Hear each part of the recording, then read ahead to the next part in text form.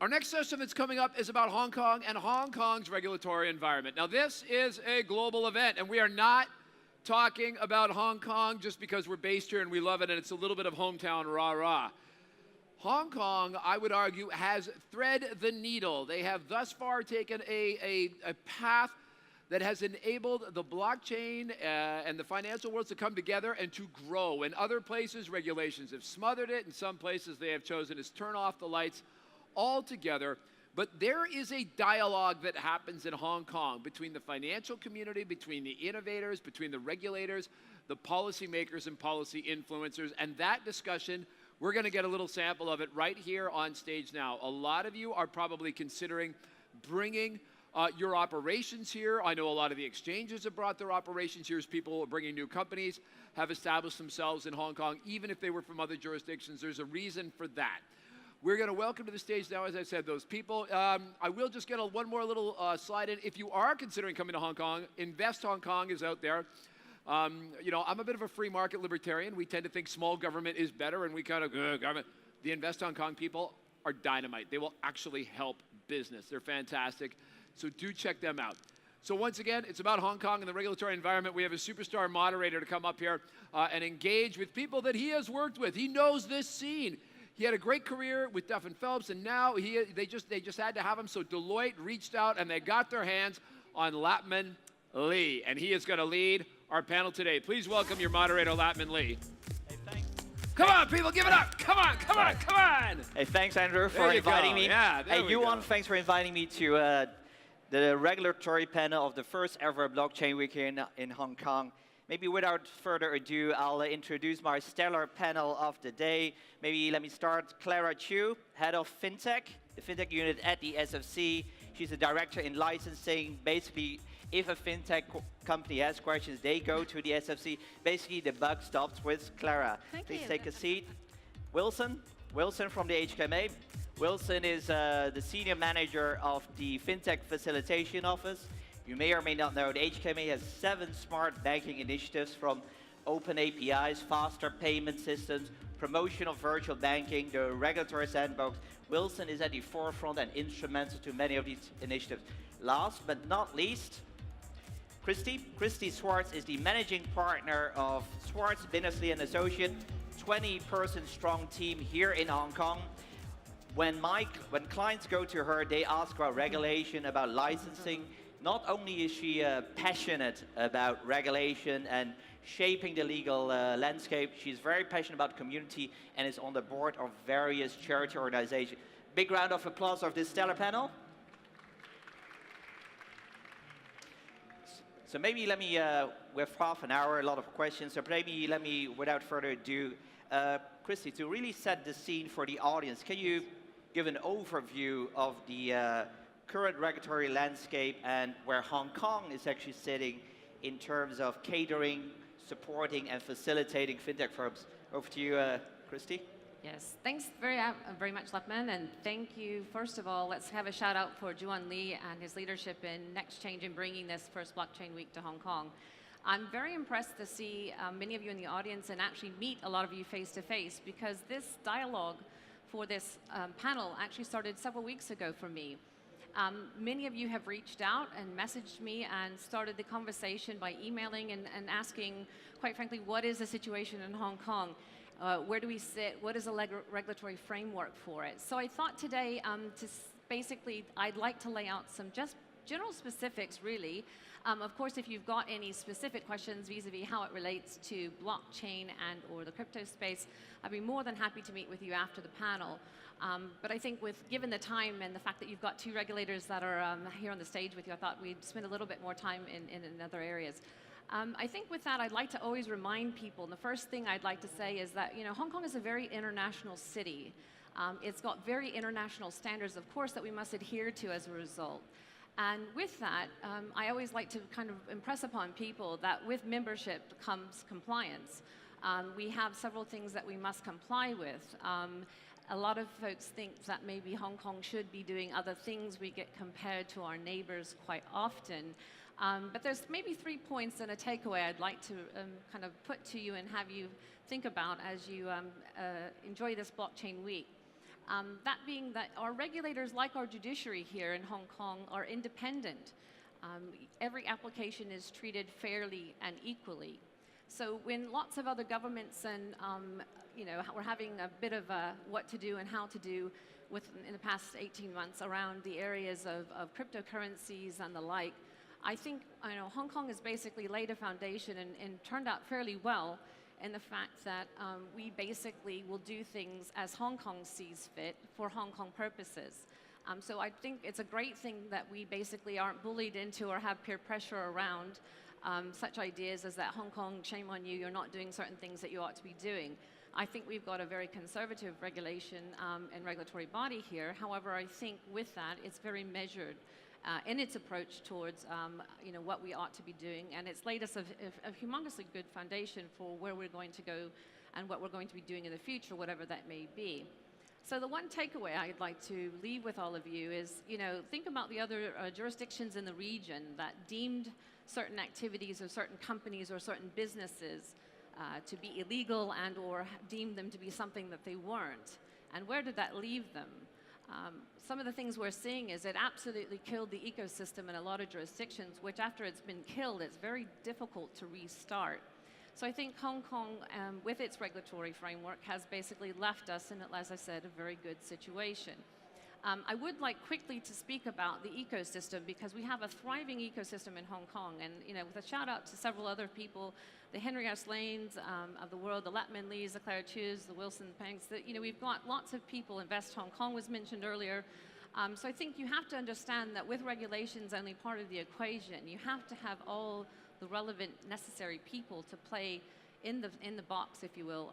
And I think that Hong Kong being as it is, we've got education. Dr. Douglas Archer is basically sitting there publishing information. University of Chicago, we learned last night, Booth has lots of initiatives towards the space. So I think what you'll find in Hong Kong is that we don't just have the regulatory framework in place, but we've also got the players. So with that, as I always like to impress upon people, being in the fintech space, it's very much a team sport, and you have to have all your players playing to the same beat. And I think very luckily, I think Andrew did a great introduction by saying we do have a communication, we do have a line of communication with our regulators, thankfully, and I think with that, we've got a really good, fertile foundation to move forward in Hong Kong. And thanks for sharing that, Kristi. I think maybe over to Clara. I mean, before this panel, a lot of people reach out to Kristi and myself, and they ask questions about virtual assets, virtual banking, and regulatory sandboxes. Maybe let me start with that. It's been about 4 months ago since the SFC outlined your regulatory approach for virtual assets. Can you share a bit, for example, let's take one example, the process of interested crypto exchanges applying to enter into the sandbox? Yeah, sure. We issued the circular or public statement about crypto trading platform in November last year, and then after that we have received a lot of inquiries, and then the procedure is like that. If you are running a cryptocurrency trading platform and would like to be considered as potential candidate in the first batch, our licensing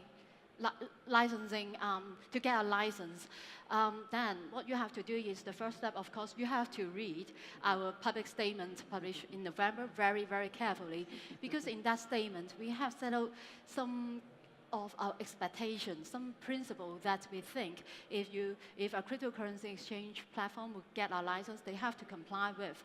So if you consider your company can comply with those requirements and are willing to comply with those requirements, then you can send an email to us or contact us. You can find our contact detail in the circular, or you can go to SFC website. We have a particular icon for Fintech Contact Point. Fintech Contact Point is in fact overseen or sits in our Fintech unit. And then you can send an email and start your communication with us. You can set out, some background of your company or what you want to do. And then afterwards, we'll contact you by way of email usually our first step is we'll send you a questionnaire for you to complete. And in that questionnaire, you will have to tell us, what is your current business, how big is the operation, and some basic information about the personnel who is operating this business. And then if we see that the company is potential good candidate to get into our sandbox or to get the first batch of license if we have that license in the future. I will explain later. Then we will contact the company and then set up a face-to-face meeting with them. And in that meeting, the company can explain more about their future business plan and their current business plan to us. And then we will also tell them in more detail our regulatory requirements, our expectations, and legal questions, and answer any questions the company has in the meeting, so that we can, move the matter forward. And then the company, the cryptocurrency trading platform, can then go back and consider seriously whether they are willing to comply with those statutory or regulatory requirements and really want to proceed with their applications. And if they really want to go ahead, then they contact us, and then they probably need to reform their current internal controls or systems or some KYC process. Because as you know, now in Hong Kong, most of the crypto exchange platforms, they are unregulated. So sometimes, they are just doing the way they want without any consideration of regulatory or legal requirements in mind. So we will give them time for them to really reform their internal system. And then during this process, in fact, they can have very close dialogues with us. They can, we can discuss or we can give them some feedbacks as to their business model or what they should do in the future so as to comply with some of our very specific rules under the Securities and Futures Ordinance. And then in this stage, at this stage, we will have numerous meetings with them. And then finally, when they think they have, done everything, they think they're ready to get our license, then they can tell us again, or at that time probably we will also know, because in the whole process we are fully engaged with them. And then we'll let them fill another self-assessment form, or we call it questionnaire again. And then after they fill in all the information, we will also have an inspection, a very close dialogue with them to check whether all the things they stated there are true. And then after all this, if we think that cryptocurrency trading platform are ready to get a license, what we will do is we will also have to prepare a kind of internal report for the very, very senior management in the SFC. Because as you remember, in our November circular, we say this is only a potential regulatory framework. That means at the end of the day, we may or may not finally give out any license, because cryptocurrency, whether it should be regulated by the SFC is still a question mark. We are Securities and Futures Commission. In Securities and Futures, we don't have that cryptocurrency basket there. So it's still a question mark. But anyway, after this whole process, then we will prepare the report, and then the SFC will make a final decision as to whether we should give out our first batch of license to these crypto trading platforms. So it's quite a long process. Sorry about that. But I also just want to take this chance to explain clearly, if some cryptocurrency trading platforms, they are interested in getting a license, what they should do. Got it. No, thanks for that, Clara. I think it's great for the audience also to hear about the detailed procedures and what points to consider in this process. I know that Kristi also has a separate question for you around it. Do you want to do it now, or do we can do it later? Sure, I'm happy to do it now. So I actually work with Clara, with no doubt, on regulatory basis on licensing, and so I'm very curious to know what are your perhaps more interesting or perhaps the most, I would say, ridiculous license application that you've ever had to review? Okay. Maybe talking about some, can't say we can't really say ridiculous licensing application. but my unit, we also oversee the fintech contact points. So we receive a lot of different inquiries, sometimes from crypto side or other fintech areas as well. But recently, I think as all of you will anticipate, since probably last year or the year before, really I think 80 or 90% of all these inquiries are about crypto. Crypto exchanges, or people want to sell crypto fund, or many, many different forms of crypto-related questions. Sometimes some inquirers, they propose something and ask us whether they need to get a license or not. And then sometimes if we see what they're doing is really illegal in Hong Kong, then we will be very clear to them, because I think it's no good, just they inadvertently breach the law. No one wants to say it. So sometimes we will tell them it's totally not acceptable, it's illegal, or you better consult legal advisor. Yay. But sometimes we see some persistent inquirers, in the sense that today they will use the name, because usually they're from email. And then sometimes they will use the name like Eric, and then send the question, and then we tell them, no, don't do that. And then maybe a few days later, they will change their name to Wilson, and then we say, no. And after a week, then another name.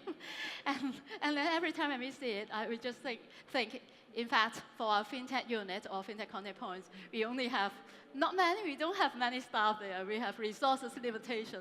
So we just have a number of staff, and then our office is also small. So we always talk to each other.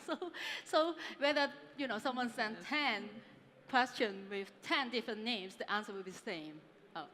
Thank you very much. Thanks for sharing that, and to know that the SOC is taking a constructive approach and for the dialogue with interested firms. So maybe moving from securities into banking, into Wilson space, maybe start with virtual banking. So we know from the press release that HKMA stated back in December is that there's a likelihood that end of this quarter you will start to issue some virtual banking licenses into the Hong Kong banking system. By some estimates, people are saying that out of the revenue pool of 400 billion Hong Kong dollars, a third is at risk of being disrupted. I want to hear your view in terms of what do you think, one, the benefits to the Hong Kong market and customers is for having these virtual banks, where it's injection of innovation or better customer experience, and at the same time, maybe second question, if you could answer, how do you think the incumbents will react, given that a number of incumbents have large organizations, they fund the retail, the deposit fund, the corporate banking business? Really interested to hear your view, basically. Sure, no problem. I think virtual bank is not something new to Hong Kong. Actually, we used the guideline back to year 2000, way beyond the market is being mature. And we keep monitoring the market to see whether we should revitalize the virtual bank. And then last year, we finally think this is a good time so that we do consultation and then updated the guideline. And this time we set three very clear objectives for virtual banks. One is promoting fintech development, two is providing new customer experience, and three is promoting financial inclusion. I think with the entrance of these new virtual banks, the banking sector may change a lot, especially for some of the currently non-bank or underserviced sector. Because in the traditional bank, the costs are very high. They need to set up branches. They have a lot of legacy system. But for virtual banks, they can only invest in something very new technology. I have been told by one of the banks in other jurisdictions, virtual bank, the cost of serving a customer is only 1/10 of a traditional bank. So you can see they can save a lot of money. The costs are very low, and they don't need to have a branch. So that we will foresee that they will help to serve some of the unbanked or not up to standard customer to provide more services to them. And at the same time, I think they will be more agile, can do more new innovation. Okay, so I think banks are very interested into this new market. As you can see, actually from the news, I also understand from the news only, because we have a very good firewall in between. Some traditional banks are also applying for a virtual bank license. You may ask why. Well, why a traditional bank? They already have a banking license. They need to have a virtual bank license to do this kind of new business. And what we heard from them is the traditional bank already has a very legacy system, and they have a very clumsy process, very strong risk and compliance team. So if they are going to do something new, they will still need to go through all this internal process. So in order to really compete with the virtual banks, some of them may choose actually start another virtual bank.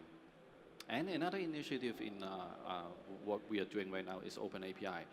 Open API is also helping the banking industry to revitalize, to start to doing some new form of service. For example, we have seen a bank in virtual bank in other jurisdictions. They don't have a branch, so how do they acquire customers? They will through their daily life. For example, they embed the banking service into some, for example, online shopping store. Once you have buy electronics appliance like a TV, a phone, then in the store you can select to do some kind of installment loan. Actually, the installment loan is not provided by that online store. It's provided by a bank behind. How they can achieve that is because they are using some kind of open API, so that they embed the banking service into all this kind of, we call it lifestyle application, so that you can provide banking service on your daily life, instead of you have to go to the branch. So I think these will change the market quite seriously next year. No, thanks for sharing that. Good to hear that a number of the smart banking initiatives now are progressing well. So we talked about virtual assets, we've touched upon virtual banking. Maybe we can talk a little bit more around regulatory sandboxes. We know that the regulatory sandbox of the HKMA was already established in 2016. We have a version 2.0 now. 2017, both the SFC and the new insurance authority came up with their own sandbox. I mean, what does it really mean? What's the use of that? Maybe, first of all, Clara, in terms of the, I know you talked about it a bit before, any other observations of firms that are applying to your sandbox, any lessons learned or considerations for these firms? So in terms of preparation going into the sandbox, any?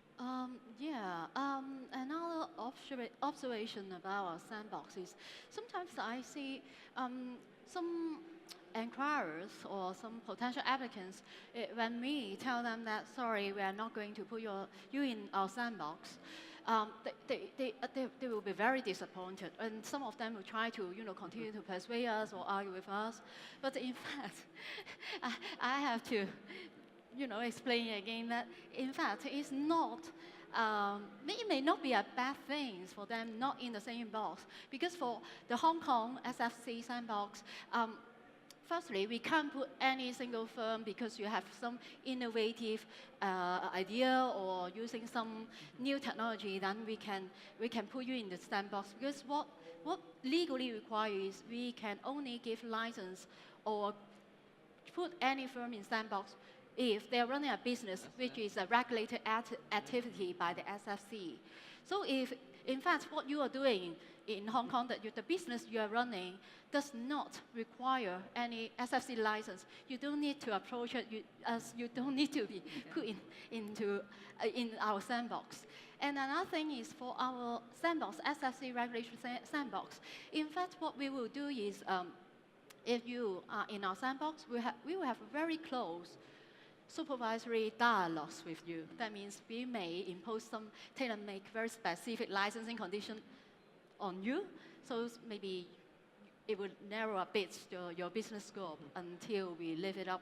And then another thing is we will have maybe more frequent visits to your firm. Some firms they don't like it. Right. So sometimes, like robo-advisor, let's say, they come to us, they say, oh, I am going to do this, I want to be in your regulatory sandbox. In fact, normally I won't put them in our regulatory sandbox now because firstly, I don't see it's really very new now because we have already got a number of robo-advisors in Hong Kong. They are working very well. And then secondly, I think I just have confidence in their business model. So just ask them to be a normal licensee, license by us. No need to go through the sandbox process.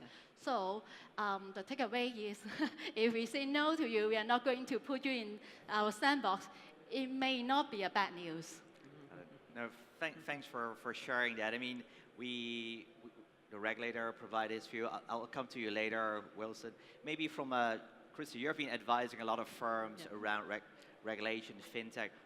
What is your view on, are these sandboxes that have been created or enhanced, do you think they're useful, or how should they be improved? Sure. I think one of the things we have to, going back to my comment that we always get compared to other jurisdictions in the region and other jurisdictions in general, I think the sandbox is no exception. Everyone wants to say you should be doing it a certain way. And again, I think Hong Kong has to just do it, as Clara said, a Hong Kong way, Hong Kong licensing, the way we need to do it. And I think sometimes we have legal limitations that Clara and I have talked about before about, you can't be in a sandbox because you actually don't need to be licensed. So I think the sandbox basically has a very good and valid point. I think one of my takeaways or one of my actually observations from it is that you ordinarily, businesses which may be a little bit, I would say, on the borderline, or you're not really sure, they do need to be licensed, but you're not really sure because the ROs may not be exactly this, or you may not have exactly proven a business model yet in the region, or one that's known to Hong Kong. I think by putting it in a sandbox, the sandbox proves a very good grounds to allow businesses that otherwise may be flat out rejected. So in other words, it gives them a chance to basically say, hey, we don't mind working with the regulators, we don't mind being visited by Clara and her team or whoever basically on a regular basis, we don't mind the extra supervisory kind of visits. So I think it does have a very good effect, and I think it also opens up the dialogue, because one of the things I think that we're seeing new and difference in Hong Kong from say 5-6 years ago is that we have these panels where we speak about things quite openly about what we're seeing in the business with the regulators, because after all, before I would say it was perhaps a little bit of a black box. So being able to have that, I'd say, kind of conversation or open door for conversation is very helpful. No, thanks for that. I mean, you talked about comparison between various jurisdictions. We know that there is a global financial innovation network where regulators work together, including the HKMA. I know that in October, a global kickoff meeting was held, basically for the Global Financial Innovation Network to share intel, look at different new concepts, but delving more deeper into the regulatory sandbox from the HKMA.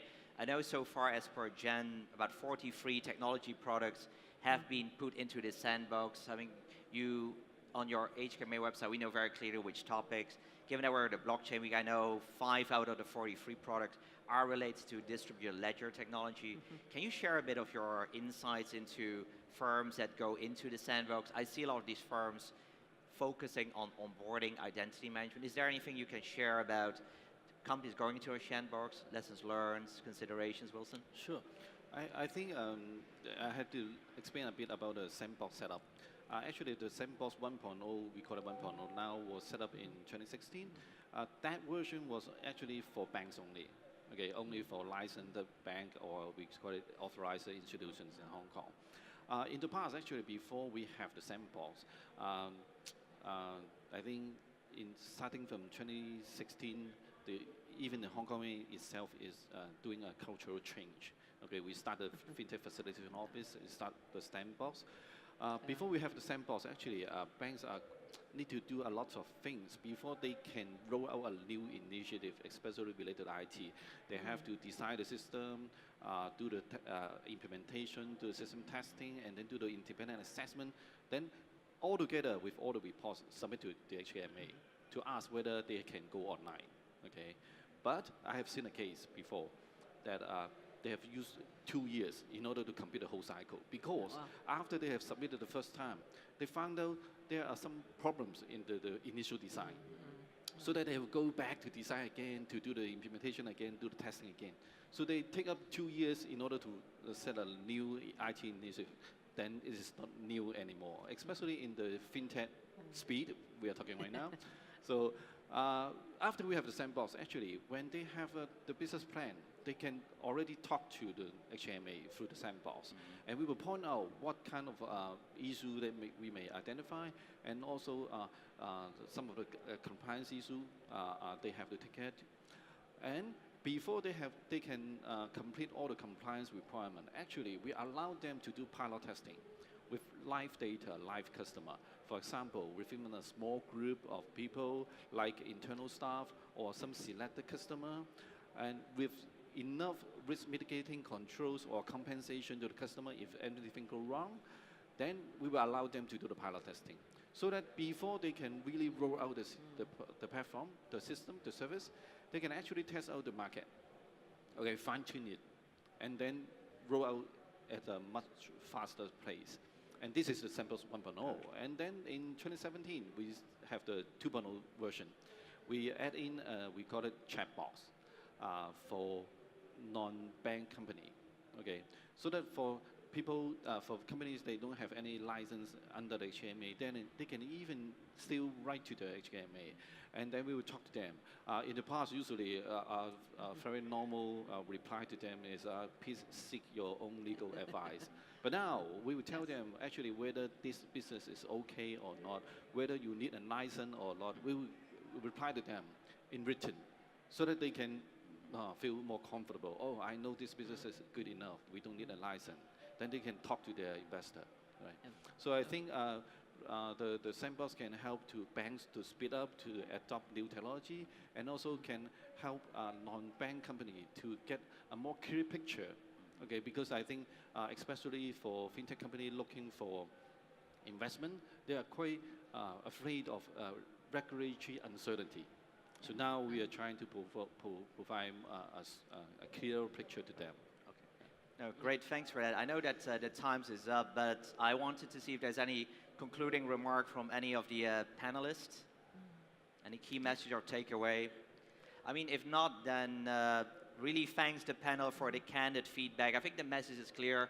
The regulators are constructive, want to talk with you. It doesn't mean that you don't need to prepare, focus on controls. Yeah. If you have questions, go to Swartz, Binnersley and Associates, talk with the regulators or myself.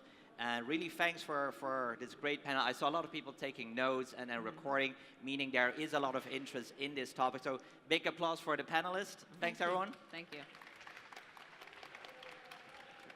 Thank you very much. Ladies and gentlemen, great panel again. You know, like I said at the top of the presentation, it's about that dialogue that happens in Hong Kong between the industry and the regulators and the lawyers and the startups.